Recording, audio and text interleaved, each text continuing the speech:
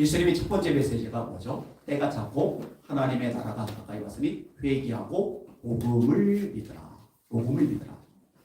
예수님이 사역을 하시죠. 예수께서 온 도시와 모든 마을에 두루 다니사 그들의 회당에서 가르치시며 천국 복음을 전파하시며 모든 병과 모든 약한 것을 고치시리라. 이때도 이제 복음이 나와요. 예수님이 십자가에 죽으셨어요. 부활하셨어요. 우리 제자들에게 명령을 내리세요. 보통 기상 명령이라고 할 때 마태복음 28장 이야기하죠. 예수께서 나와 일러 이르시되 하늘과 땅의 모든 권세를 내게 주셨으니 그러므로 너희는 가서 모든 족속을 제자를 삼아 아버지와 아들과 성령의 이름으로 세례를 주고 내가 너에게 분부한 모든 것을 가르쳐 지키게 하라. 볼지어다 내가 세상 끝날까지 너희와 항상 함께 있으리라 하시리라. 이 평행 구절이 마가복음 16장 15절이에요. 이것도 예수님이 좋은 것 같은 말씀인데 너희는 온 천하에 다니며 만민에게 복음을 전파하라. 믿고 세례를 받는 사람은 구원을 얻을 것이요 믿지 않는 사람은 종죄를 받으리라. 믿는 자들에게는 이런 표적이 따르리니 곧 저희가 내 이름으로 귀신을 쫓아내며 새 방언을 말하며 뱀을 집어 올리며 무슨 독을 마실지라도 해를 받지 아니하며 병든 사람에게 손을 얹은즉 나으리라 하시리라. 이때도 이제 복음이 또 나와요. 근데 복음이 뭐냐라고 물어보면요, 이걸 정확하게 명확하게 대답하지 못하는 사람들이 생각보다 많아요. 그럼 복음이 뭐예요? 기쁜 소식, 굿뉴스. 성경적으로 복음은 뭐예요? 로마서 1장에 이렇게 말씀합니다. 복음은 명확한 정의입니다. 복음은 하나님이 그의 아들에 관하여 선지자들로 말미암아 성경에 미리 약속하신 것이라. 그의 아들에 관하여 말하면 육신으로는 다윗의 혈통에서 나셨고 성결의 영으로는 죽은 자들 가운데서 부활하여 하나님의 아들로 선포되셨으니 곧 우리 주 예수 그리스도시리라. 복음이 뭐냐? 예수님에 대해서 성경이 말씀하고 있는 모든 것 5가지 항목인데 예수님의 탄생, 삶과 사역, 고난과 죽음, 부활과 승천, 재림 이 모든 게 복음이에요. 이게 성경에 기록된 거죠. 핵심 메시지죠. 요한복음 5장 39절입니다. 너희가 성경에서 영생을 얻는 줄 생각하고 이 성경을 상고하거니와 이 성경이 곧 내게 대하여 예수님에 대하여 증언하는 것이로다. 여러분 예수님의 탄생 성경에 기록이 되어 있죠. 예수님은 여자의 후손으로 태어나셔야 돼요. 내가 너로 여자와 원수가 되게 하고 너희 후손은 여자의 후손과 원수가 되게 하리니 너는 그 발꿈치를 상하게 할 것이요 여자의 후손은 네 머리를 상하게 할 것이리라. 창세기 3장 15절. 여러분 다 남자의 후손입니다. 아브라함과 다윗의 자손 예수 그리스도의 세계라. 아브라함은 이삭을 낳고 이삭은 야곱을 낳고 야곱은 다말에게서 베레스와 야곱은 유다와 그 형제를 낳고 유다는 다말에게서 베레스와 세르스를 낳고 베레스는 헤스론을 낳음을. 이게 남자가 남자를 낳았다. 사라가 낳았는데 리브가가 낳았는데 왜 이렇게 말할까? 남자의 후손이다.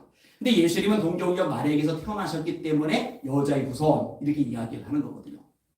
동정녀 마리아에게서 태어났어요. 이사야 7장 14절 보라 처녀가 잉태하여 아들을 낳을 것이요. 이 말씀을 마태복음 1장 23절에서 인용하고 있잖아요.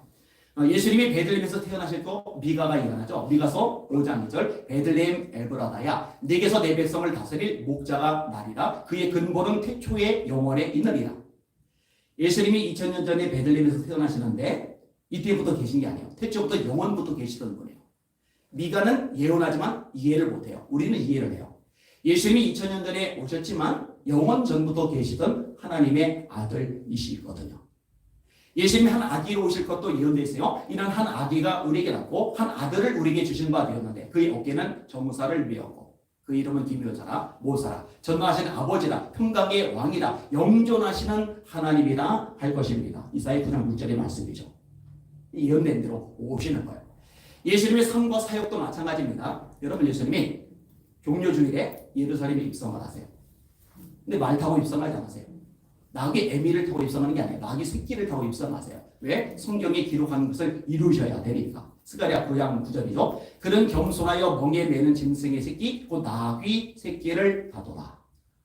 누가복음 4장에 보면 예수님이 회당에 들어가셔서 이사야 말씀을 읽으세요. 주의 성령이 내게 임하셨으니 이는 가난한 자에게 복음을 전하게 하시려고 내게 기름을 부으시고 나를 보내사 포로된 자에게 자유를 눈먼 자에게 다시 보게 함을 전파하며 눌린 자를 자유케 하고 주의 은혜의 해를 선포하게 하려 하시매리라. 이 말씀대로 예수님이 눌린 자를 자유케 하시잖아요. 상한 갈대를 꺾지 않으세요. 꺼져가는 심지를 끄지 않으세요. 말씀대로 하시는 거예요. 예수님이 왜 주로 갈릴리에서 사역하셨을까? 가룟 유다 빼고 대부분의 제자가 갈릴리 출신입니다. 왜냐? 성경의 말씀이에요. 요단 저쪽 이방의 갈릴리를 영화롭게 하셨느니라. 말씀대로 행하시는 거예요. 예수님의 고난과 죽음도 마찬가지입니다. 그가 찔림은 우리의 허물 때문이요. 그가 상함은 우리의 죄악 때문이라. 그가 징계를 받음으로 우리가 평화를 누리고 그가 채찍이 맞음으로 우리가 나음을 입어도다. 우리는 다 양 같아서 그릇 행하여 각기 제 길로 갔거늘 여호와께서는 우리 무리의 죄악을 그에게 담당시키셨도다. 이사야 53장 4절 5절 6절의 말씀이죠. 여러분 예수님이 십자가에 못 박히실 때 로마 황제에게 월급 받는 군인들이 형편이 좋아요. 죄수 없이 처형당해 죽은 사람의 옷을 가지려고 제비 뽑을 필요가 없어요. 가난한 사람이 아니니까. 근데 군병들이 그 옷을 서로 가지게다가 제비 뽑아요. 왜? 시편 22편에 내 옷을 제비 뽑나이다. 손발을 찔렀나이다. 나의 하나님 어찌하여 나를 버리셨나이까. 성경이 기록되어 있기 때문에 그래요. 예수님의 부활 시편 16장 16편 주의 거룩한 자로 썩지 않게 하실 것이니라. 승천 여호와께서 오른쪽에 계신 내 주에게 말씀하시기를 내가 네 원수로 내 발등상 되게 하기까지 너는 내 우편에 앉았으라 하셨도다. 시편 110편이죠. 그는 하나님 우편에 계신 자예요. 우리를 위하여 친히 간구하시는 자시리라. 예수님의 탄생 기록한 대로, 예수님의 삶과 사역 기록한 대로, 예수님의 고난과 죽음 기록한 대로, 예수님의 부활과 승천 기록한 대로, 이제 마지막 하나 기록한 대로 예수님 재림 하십니다. 할렐루야. 예수님의 재림 기다리시죠? 할렐루야. 기다리셔야 돼요. 주께서 호령과 천사장의 소리와 하나님의 나팔로 친히 하늘로 쫓아 강림하시리니 그리스도 안에서 죽은 자들이 먼저 일어나고 부활. 그 후에 우리 살아남은 사람도 구름 속으로 끌어올려 공중에서 주를 영접하게 하시리니 죽어. 그리하여 우리가 항상 주와 함께 있으리라. 데살로니가서 4장 16절 이하의 말씀이죠. 여러분 예수님이 승천하실 때 제자들이 하염없이 쳐다봐요. 천사들이 말합니다. 사도행전 1장 9절 10절이죠. 갈릴리 사람들아 너희가 어찌하여 서서 하늘을 쳐다보느냐. 너희 가운데서 하늘로 올리우신 예수는 하늘로 가심을 본 그대로 다시 오시리라. 계시록 1장 7절 올지어다 구름을 타고 오시리라. 각인의 눈이 그를 보겠고 그를 찌른 자도 볼터리요 땅 위를 모든 족속이 그로 말미암아 애곡하리니 그리하리라. 아멘. 따라합시다. 예수님의 탄생, 예수님의 삶과 사역, 예수님의 고난과 죽음, 예수님의 부활과 승천, 예수님의 재림, 이 5가지가 전부 복음이에요. 선지자로 말미암아 성경에 미리 약속하시는 것, 이게 복음이다. 로마서 1장의 기록입니다. 이 5가지를 압축해요. 그럼 에기스가 나오죠. 에기스가 뭐냐? 십자가와 부활. 이게 복음이에요.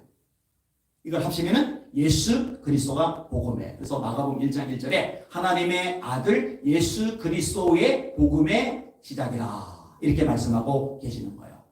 그러면 예수님의 십자가와 부활이 왜 복음이냐? 왜 그게 기쁜 소식이냐? 간단합니다. 십자가와 부활을 통해 저와 여러분이 죄와 사망에서 자유를 얻기 때문입니다. 할렐루야. 네.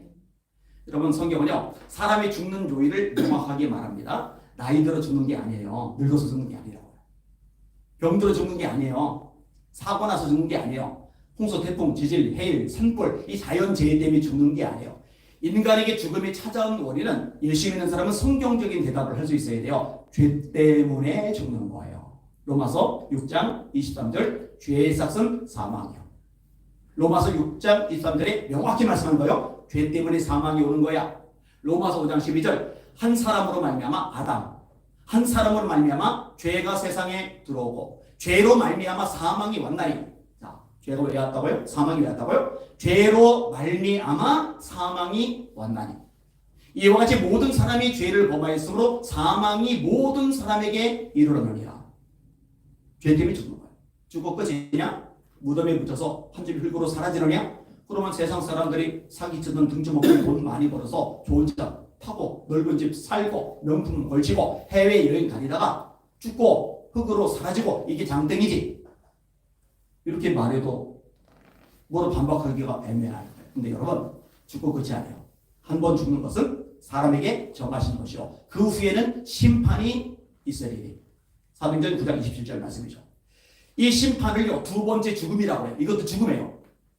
계시록 21장 8절 두려워하는 자들과 믿지 않는 자들과 흉악한 자들과 살인자들과 음행하는 자들과 점술가들과 우상숭배하는 자들과 거짓말을 지어내는 모든 자마다 불과 유황으로 타는 못에 참여하리니 이것이 곧 둘째 사망이라.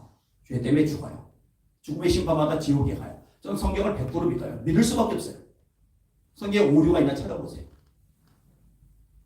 인간의 노력으로 죄 해결 못해요. 선행으로 해결이 안 돼요. 종교활동으로 죄 없앨 수가 없어요. 아무리 공부 많이 해도 돈 많이 벌어도 성공해도 출세해도 해결이 안 돼요. 그래서 하나님이 이 죄를 해결하시기 위해서 독생자 예수님을 이 땅에 보내신 겁니다. 할렐루야. 죄의 삭은 사망이요 하나님의 은사는 그리스도 예수 우리 주 안에는 영생이니라.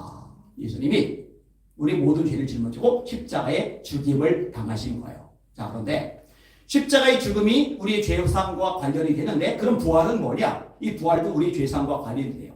로마서 4장 25절입니다. 예수는 우리의 범죄함 때문에 내줌이 되고 또한 우리를 의롭다 하시기 위하여 살아나셨느니라. 그러니까 우리가 죄상 받는 것, 다시 말해 사망에서 벗어나고 심판에서 벗어나는 것, 예수님의 십자가 죽음만 아니라 부활도 해당이 되는 거예요. 이유가 있어요. 뭔지 아세요? 자, 예수님이 죽으셨어요. 근데 못 사신 거예요. 부활 못 하신 거예요. 썩었어요. 사라졌어요. 그러면은 그 예수님 저 안 믿어요. 저 목회 안 합니다. 뭘 힘들게 목회를 해요. 세상 가서 딴 거 하지. 아니 자기도 자기 죽음을 해결을 못했는데 자기도 자기 죄를 해결을 못했는데 흙으로 사라진 그분이 내 죄를 어떻게 해결하고 내 사망의 문제를 어떻게 해결을 합니까? 그러니까 예수님의 부활은 우리 죄사하고 연결이 되는 거예요. 예수님 다시 사셨습니다. 할렐루야. 예수께서 다시 살아 잠자는 자들의 첫 열매가 되셨도다. 이걸로 와서 고린도서 15장 부활장의 내용이죠.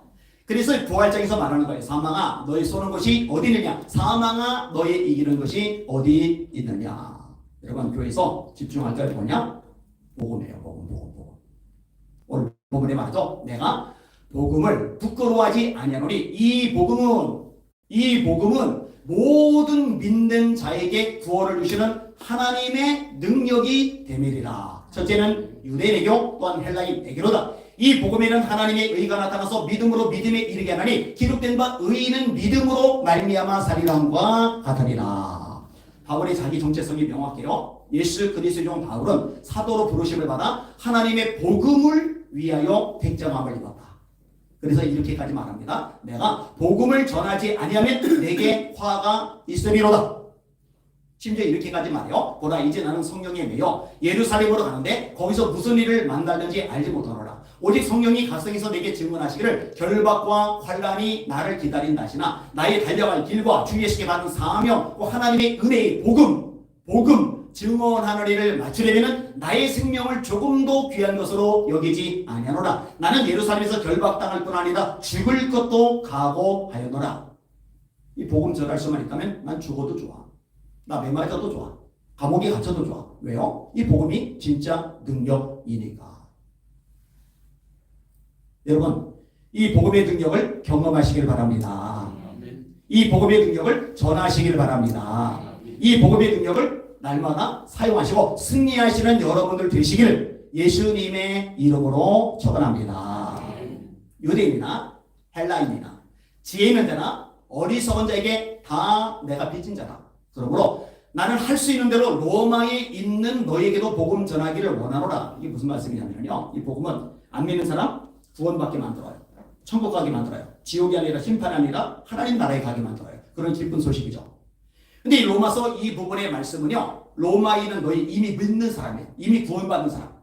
아니 안 믿는 사람에게 복음이 들어가면 구원받아 천국 가니까 꼭 필요한데 이미 믿는 사람에게 왜 복음이 필요한가? 로마에 있는 너에게도 복음 전하기를 원하노라. 이유가 있어요. 이 복음이 선포될 때, 이 복음이 깨달아질 때, 이 복음의 능력을 누리게 될 때 우리 영혼이 소생합니다.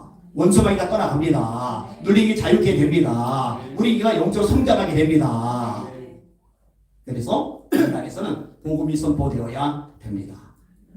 이 복음의 능력을 날마다 누리며 사용하여서 금천구청을 뒤집어 놓는 능력이 신후의 모든 성도들 되시기를 예수님의 이름으로 축원합니다.